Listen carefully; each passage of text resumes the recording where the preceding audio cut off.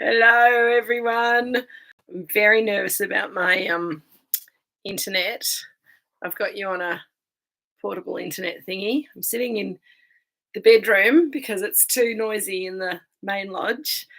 Just wanted to say happy birthday, Angela. That's awesome. I've been meaning to text you all day, but I've been busy skiing. Hope you're having a gorgeous day.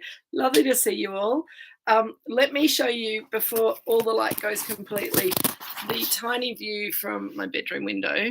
Hang on. Are we going to get anything? I don't think you can see anything. Can you see a little bit of mountain just there in the background in between the buildings? It's not great. Anyway, you'll just have to imagine there's parkers in here to make it look. No, they're real parkers. So, can you all hear me? Can you all see me? I hope so. Yeah, there we go. You can see a little bit of the mountain behind me. Just there. A few trees. The clouds are rolling in. It's all very idyllic. So, fortifieds. Now I have to come clean with you all that nobody wanted to drink fortified with me here tonight at Moorooduc, and instead insisted on opening. Good, excellent, thank you, Kay. Hello, Jackie. Hello, Craig, and all the gang. Hello, Peter and Karen. Who else haven't I said hello to? I know, Craig, such spoil sports. Luckily, I'm quite good at entertaining myself. I don't need my friends here at Moorooduc to help me. But what it did mean was that I got presented with this glass of champagne as I was coming in to do drinks with Kate. Hello, Sarah. How are you going? So I might have a little sip on this from time to time, but I'm not really drinking champagne because we're drinking fortifieds at the snow. So we've already had a little discussion pre-session about what people are drinking. Craig's got a whole gamut of things going on. Bramble liqueur, by the way, Craig, is not a fortified wine. It's a liqueur, as I'm sure you know. But grandfather port, absolutely, would be fabulous. A little tawny port. Closing the laptop. Good work, Shell. Get that work put away and come and have a drink with me up at the snow. There's not much snow left, to be honest. Anyone who is feeling a little bit jealous of me because you love skiing or love being up at the snow, there's not a lot of snow here. It's been really warm and sunny the last couple of days, so it's been beautiful weather, lovely sliding around on the diminishing snow cover kind of weather, but not really inspiring skiing. It feels like everyone's saying that it feels like spring is about a month early. So we'll see what happens over the next few weeks. But anyway, it is what it is. Now, fortified wine is such a lovely winter drink. I was a bit cranky that nobody here wanted to drink it with me. So I thought I'd talk about a few different types. I'm really interested in what you guys are drinking. Kay has already said you're drinking a Rutherglen Muscat that's made for Red Hill Estate, which is fantastic. And I think that those Rutherglen wines are just gorgeous. Jackie, what are you? Bass and Flinders Cerise Gin to start. Oh, lovely. Fortified Shiraz. Excellent. So there are a number of fortified wines being made in non-traditional places like the Mornington Peninsula these days. And the one that I have been enjoying up here at the snow, I was a little bit surprised about because I'm a little bit of a wine snob and I hadn't heard of this, and it's from a region that I wouldn't usually go to for wine generally, but it's an Australian tawny port from Albert River Wines. It was given to my sister Christy as a gift. And you may be asking, where is Albert River Wines? Are they in Rutherglen? No. Are they in Barossa? No, they're not. They are actually in Queensland. This is a Queensland fortified. Now, I haven't been able to find out what the grape varieties are. It says on the back label that it's a variety of grape varieties. And I looked at their website, and all they've got on their website is stuff about functions and things like that. But it's a really lovely little wine. So in true up at the snow fashion, I've got it in a silly little glass. And this is one of the things about fortified wine is that it is actually better in a smaller glass. I know, Angela, outrageous, particularly when I'm so close to Rutherglen, right? We'll talk about Rutherglen in a minute, but we'll talk about this wine that I'm drinking now because it's quite fun. And Christy brought it, and it's quite delicious. Queensland fortified 4X and vodka. How rude, Craig. It's Mount Tambourine, absolutely. Okay, there's a lot of liqueurs and fortifieds coming out of that area. A lot of them are not very good, and a lot of them are very good. I'm not sure if it's still the case, but I remember when I went to Mount Tambourine about 10, 15 years ago, there was a lot of kiwi fruit wine and stuff like that being made, which really didn't kind of inspire me in any great way. But fortified wine from Mount Tambourine is actually quite the thing these days, and it's very good. And this wine is delicious. So, okay, Kay was there just in February, and it's definitely matured, which doesn't surprise me because we have a lot of wine regions in Australia that have evolved a lot in the last 10, 15 years. So it doesn't surprise me that Mount Tambourine is also one of them. I'll have to get back and visit. They make some really great Shiraz up there, but I think that the thing they do best is fortified wine. And the reason that fortified wine works up there in that part of the world is because to make fortified wine, the best conditions are quite warm, which is why, Kay, your Red Hill Estate muscat is actually made in Rutherglen rather than down on the Mornington Peninsula. There's a number of people. I know that the Foxy's guys have made a little, I think they've called it a tawny port or a ruby port. I'm not sure which style they ended up making, but they've had a go at making a fortified Shiraz, fortified Pinot Noir on the Mornington Peninsula, but there's not a lot of Mornington Peninsula fortified wines. So got to go a little bit further afield generally to find something exciting. The reason fortified wine likes to be made in hot climates, particularly the Australian styles, is that as well as wanting to get the grapes nice and ripe, so you have good flavour to the wine, when you fortify it, and I'll come back to that process in a minute, but when you fortify it and you put it away to age, then in Australia, the traditional way of aging is in hot tin sheds, and you get rancio effect from all sorts of things. Exactly, Simon. Nothing says ski lodge kitchen like random 70s glasses, cinnamon rice cookers, and no sharp knives. No sharp knives. That is a real problem. So my other little tawny, my little fortified glass that I brought out was this one, which is even funnier. Good for sipping on fortified wine while you're playing cards after dinner up at the Snow. But this is actually not a bad. It's a little bit titchy for a good fortified glass, but a good fortified glass is usually probably about twice the size of this and about the same shape, maybe rounded at the bottom.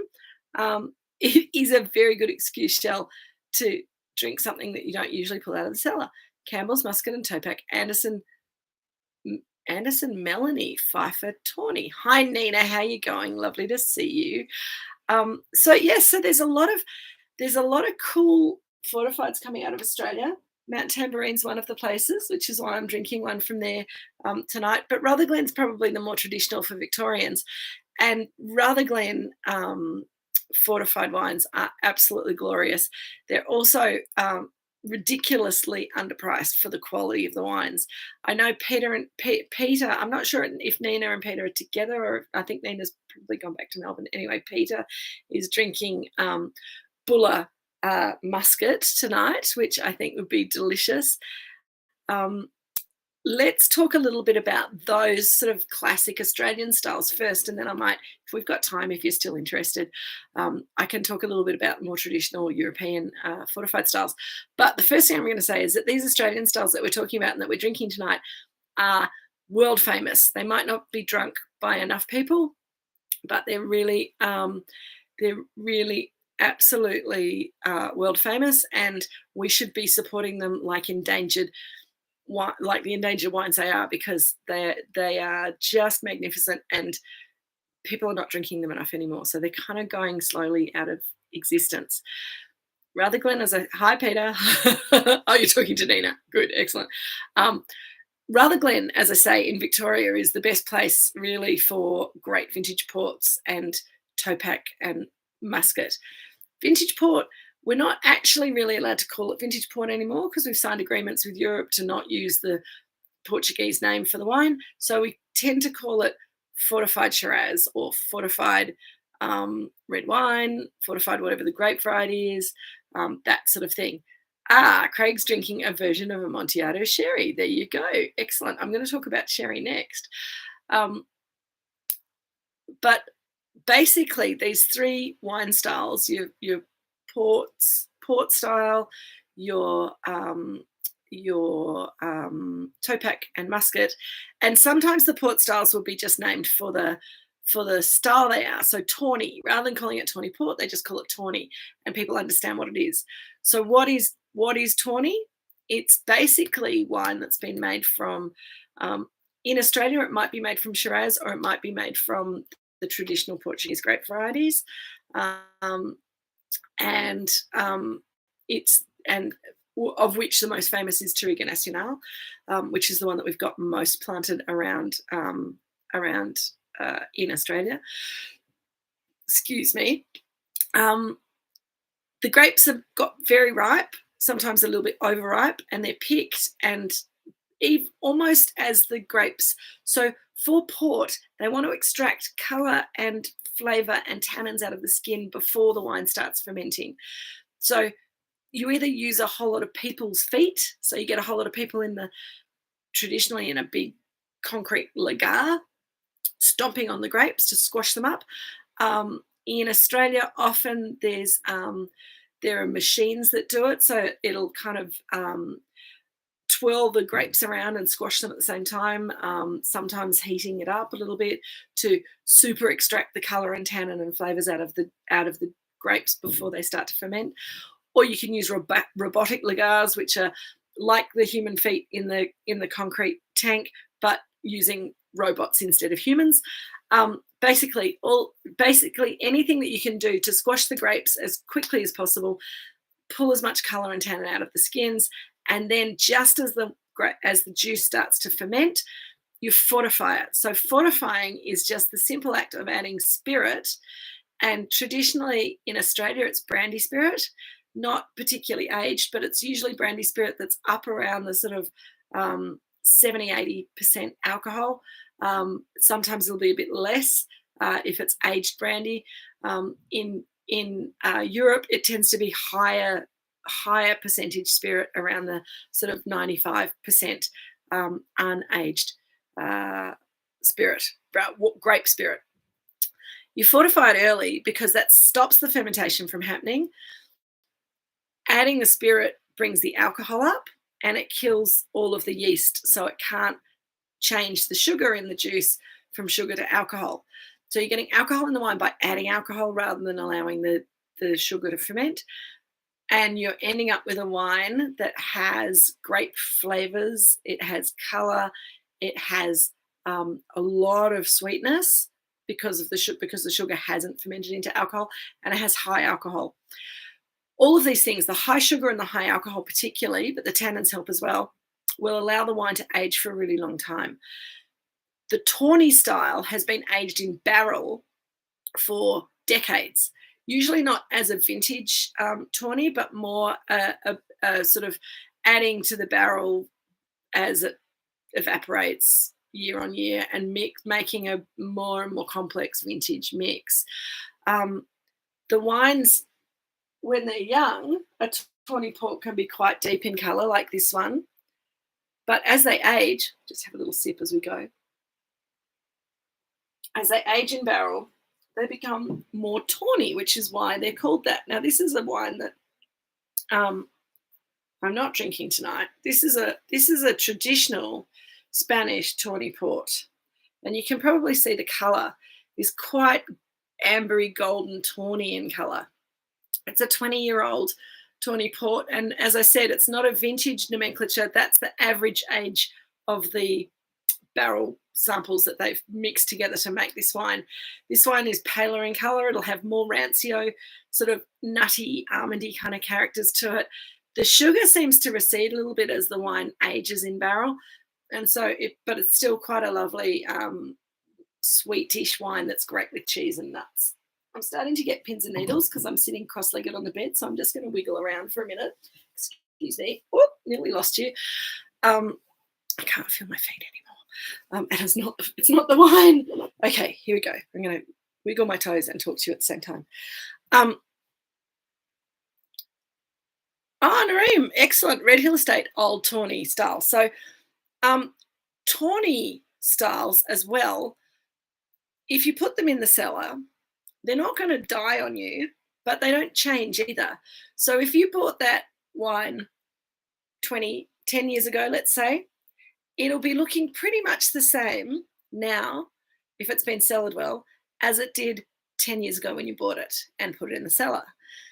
When you open a Tawny port style, and this goes for muskets and Topaks from Australia as well, you open these styles of wines, they've got high sugar, they've got lots of alcohol, and they've been aged oxidatively in barrel for a long time before bottling. They don't change much once you've opened them. So you can open them, have a glass, close the bottle again, put it back in the cupboard, and have a glass of that wine whenever you feel like it over about a 12-month period. If you've had these wines open in the cupboard for longer than 12 months, they're probably going to have faded a little bit, but they'll still be essentially the same wine that they were when you open them. The other type of port that we could talk about is vintage port, and vintage port styles or vintage styles in Australia. So when we're talking about vintage port, we're talking about Portuguese stuff. And here's a bottle that we found in our locker, which we haven't got around to drinking. We might take it home because it's a bit special tonight, but nobody downstairs feels like drinking it, so we might take it home and open it another time. Vintage port style behaves like normal red wine because after it's fortified, it's only aged in barrel for a couple of years, and then it's put into bottle and aged without oxygen in a bottle for decades. The 1977 is now nearly 50 years old, not quite, 45 years old, 46 years old. And that wine will probably be at a very good place in its life to start considering drinking it. When you want to drink a Tawny port style, because it hasn't had that long oxidative aging in barrel that the Tawny styles have, your vintage port, you need to open it, decant it, and drink it in one go. Whereas your Tawny, you can open and drink over a year. So very different ways of handling these styles of wines. And I often hear about people who get given vintage port or vintage style wines from their birth year, and they think that they can drink it in the same way that they drink their Tawny styles, and they'll open it and have a glass and then put it back in the cupboard and come back to it, 3 months later, and it's ruined, which is very sad. These wines also have a lot of sediment in them once they get to this age. So you want to decant them really carefully. You want to let them stand up for a while, a few hours before you open them and decant them, and then you want to decant them and drink them without all the bits in them. Leave the bits in the bottom of the bottle. Okay, I'll just put that down there because we're not opening it. So Shell, you're having muscat with spanakopita, delicious. I can imagine that I have never thought of drinking muscat with spanakopita, but as people have said, spanakopita works pretty well with lots of different things. And I think the saltiness of the feta and the oiliness and the crunchiness of the phyllo pastry would be delicious with just about anything. But Hague's truffles, chocolate. So for me, I think chocolate. Andrew left you in charge of pairing tonight. You have expensive taste. Excellent work, Andrew and Shell. I love your work. Nareem, how is your Red Hill Estate Old Tawny? I'm glad you found something in the cellar, which was worthy of opening. Peter and Karen, yes. You haven't seen the knives at this place. They're just horrendous. I don't think even trying to sharpen them on upturned bowl. I did see that session of Adam's show, but I don't think it would work with our knives. I might try one just for the fun of it. Anyway, so we've talked about Tawny port and Tawny styles. We've talked about vintage port and vintage styles. There's a lot of you out there drinking muscat and Topak.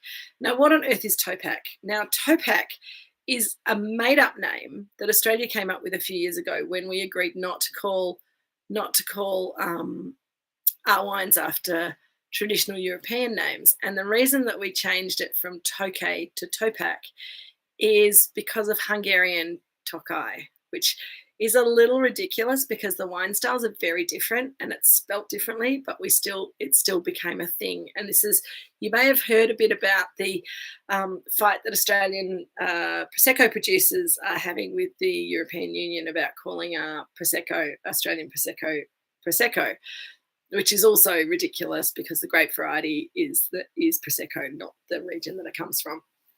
Nina's not got a fortified wine, but enjoying a gin and tonic, which is an absolutely perfect après-ski drink, Nina, so well done.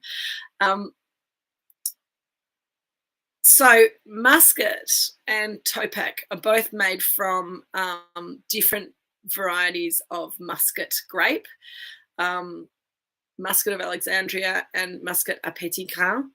I believe that Muscat of Alexandria goes into, I should have checked this before I started talking to you about this because my knowledge about this is a little bit rusty.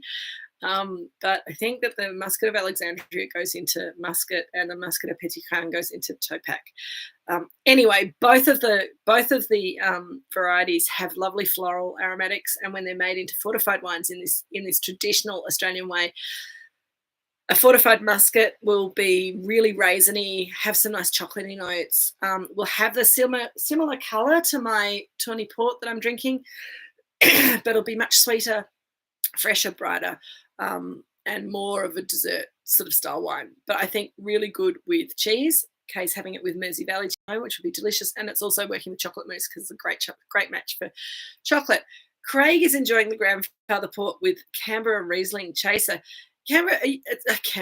Craig, are you and Karen and Joan having a celebration or a breakdown, or what's going on? I'm not sure about Riesling after port, but hey, you know, as you say, any port in a storm, and everyone can do their own thing. It's a little bit weird drinking port and Muscat as an aperitif before dinner, but you know, breakdown. I'm sorry to hear it. I hope you're all okay. But traditionally in the UK, fortified wine was drunk as an aperitif style, and that brings me to see how I'm doing. Getting back to my my points that I made hours ago. Craig was talking about sherry and Amontillado sherry particularly. And sherry is a really classic aperitif style of fortified, traditionally from Spain, from the south of Spain, from a town called Jerez, which is where the name sherry came from. The English anglicised Jerez to sherry because they couldn't speak Spanish properly. But sherry from Spain is delicious, and we've made also in Australia for a long time traditional sherry styles. Again, we're not allowed to call them sherry anymore, but we just call them by the style name. So Fino is the lighter, earlier bottled, lower alcohol. It's not really low alcohol. It's usually about 14 or 15% alcohol. But a Fino style is quite pale in colour. It smells a bit like roasted almonds, and it tastes like it's very strange. It also has kind of a green apple-y character to it. It's very dry. It also smells sometimes like oyster shells and tastes a little bit like brine and almonds and apples. It's quite an acquired taste, Fino sherry styles, but I love them particularly on a hot day with a few shucked oysters or maybe a little bit of jamon from Spain. Really delicious. And again, up in Rutherglen, there's some really nice Fino styles being made, particularly, I think, by Chambers Rosewood. And Stanton and Colleen also make a good one. Then we go in sherry styles to, and Fino sherry and Amontillado sherry, which is an aged Fino basically, are both made using floor yeast, which is a type of yeast that grows on the surface of the wine and changes the flavour and the texture of the wine, which is why sherry is so distinctive, particularly Fino and Amontillado styles. Amontillado's been aged for usually a minimum of 10 years, and again, aged on a Solera system, which is like that sort of fractional blending system that I was talking about with Tawny Port, but it's a bit more organised in sherry. And a lot of people in Australia who, well, there's not a lot of people in Australia who are making sherry styles anymore, but if they are, they're pretty traditional in the way they age it, so they tend to age it on a Solera as well. Then we have Oloroso sherry, which traditionally is also a dry sherry. Amontillado is a dry sherry. Oloroso is a dry sherry that hasn't had floor yeast affecting it, so it's a little bit richer and rounder. Has a sort of a walnutty kind of character to it, which is rather lovely. And then the other sherry that you may have heard about, which is not made so much here in Australia, but is quite popular from Spain, is called Pedro Jimenez. It's made from, so all of the other sherries are made from Palomino grape. Pedro Jimenez is the name of the grape variety, and traditionally they make it into they dry the grapes, and then they make a base wine and fortify very early on to retain a lot of sugar. So it's a very sweet, almost black in colour, very sweet, treacly flavoured sherry. And if you like Muscat and Topac, you've got and you haven't tried Pedro Jimenez, you've got to try Pedro Jimenez because it's in the same sort of vein, but it's sort of darker and treaclier, and also excellent with chocolate, dark chocolate. Angela, I do like pennyweight sherry. I think it's delicious. I think it's a really good local sherry producer, and they do really lovely traditional sherries. I really like their Fino style. I don't think I've tasted their others, but I've had their Fino, and I think it's delicious. Sherry's generally the hardest of the fortifieds for people to get their heads and their palates around because it's dry, and because it can be quite salty in its flavour profile, because it can be quite nutty, but it doesn't have a lot of fruitiness to it. Whereas your Muscat and your Topac, and I'll come back to Topac because I haven't really talked about how that should be tasting either. They're sweet and kind of like dessert alternatives, whereas sherry's a little bit drier and quite a different sort of flavour profile from what we're used to. Peter Curran once had a very old lost PX at Walter's Wine Bar. It was so wonderful. Exactly. Oh, Nina, you saw pennyweight sherry at the Paran Market. Yep, you should give it a go. Absolutely. So the reason that we make all these fortified wines in Australia, and even though they're not super popular amongst Australian drinkers anymore, and there's two really simple reasons for that. They're high alcohol. Usually you drink them at the end of a meal, so people don't tend to drink them in restaurants because of the high alcohol. They've already had a few drinks and they need to drive home, or they're looking at not drinking as much alcohol, so the easiest thing to cut out is that high alcohol fortified. And a lot of them have residual sugar in them. And again, people are thinking for their health's sake that they shouldn't drink sweet, high alcohol wine because it's going to be fattening as well as bad for you because of the alcohol. So it's sort of, it gets a bad rap because of those things and because it's old fashioned. But fortified wine is awesome, and Australian fortified wine has enormously interesting history.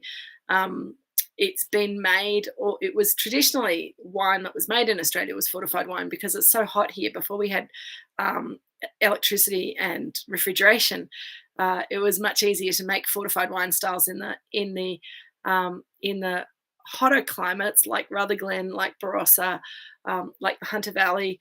There's quite a few fortifieds made in the Hunter Valley still.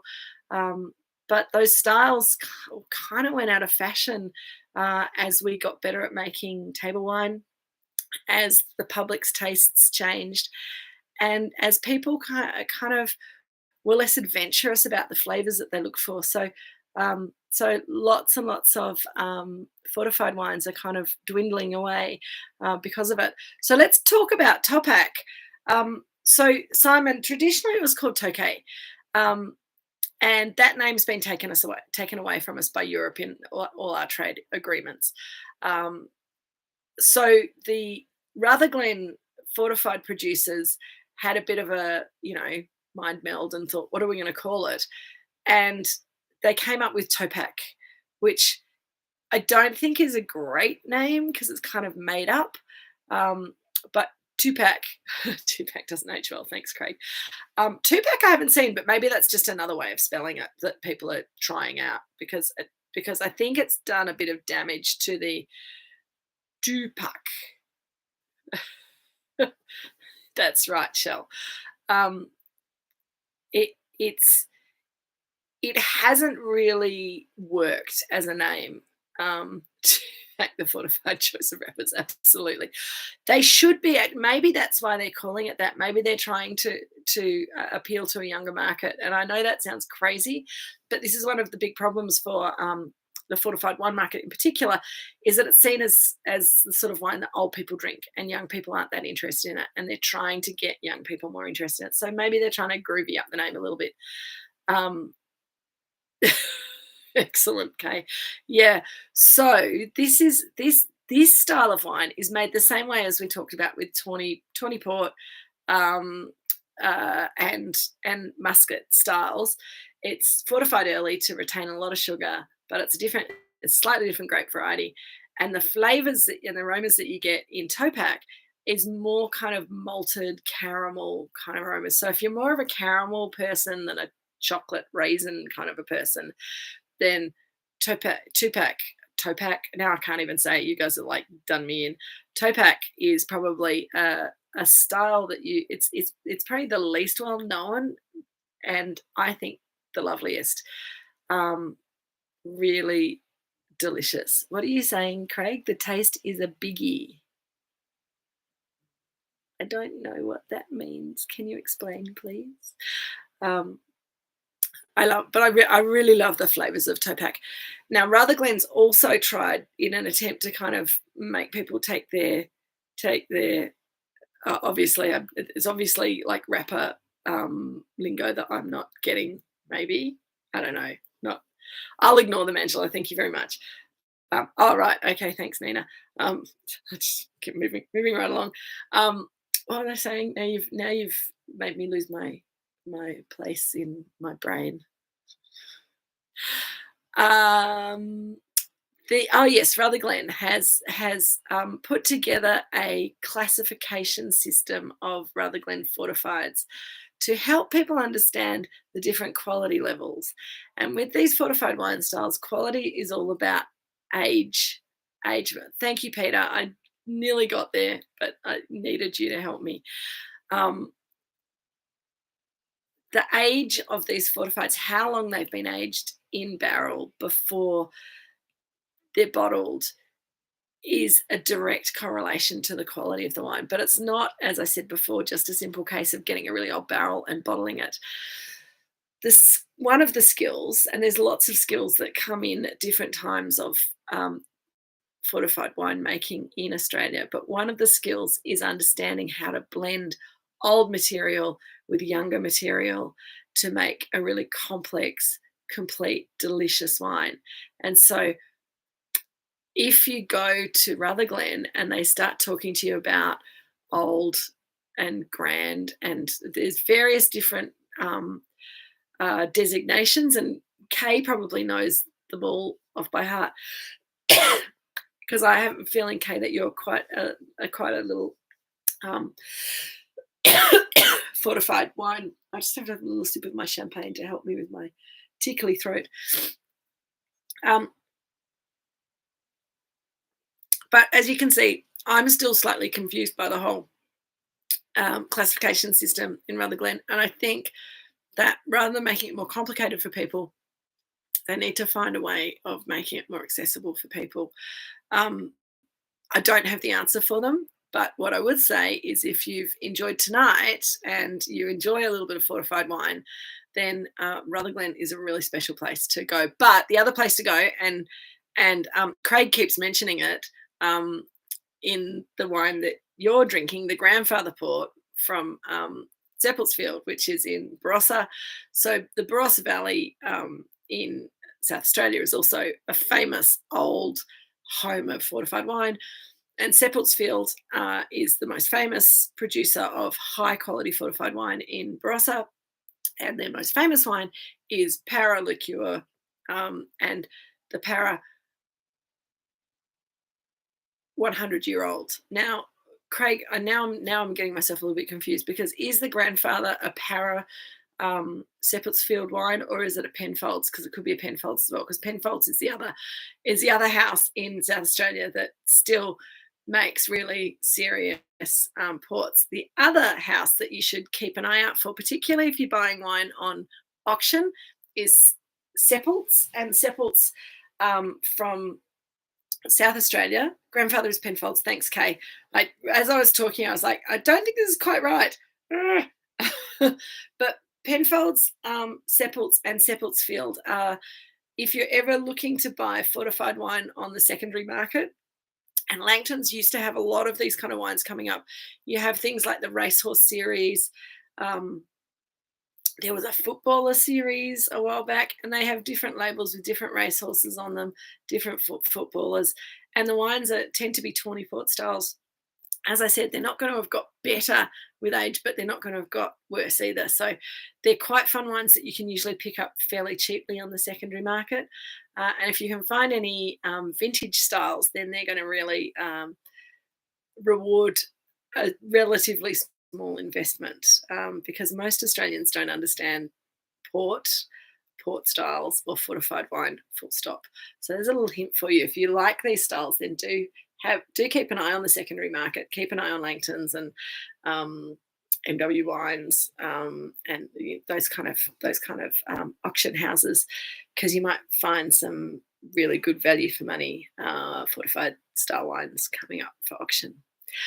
Well, gang, I'm still getting pins and needles in my feet, and it's got completely dark outside. And well, and I think that I'm just going to grab my little glass of tawny and toast you for coming to join me at Drinks with Kate at the Snow. I'm sorry I didn't have any snow to show you, but I love the fact that you've all come to drink a little bit of fortified wine with me. It's been awesome.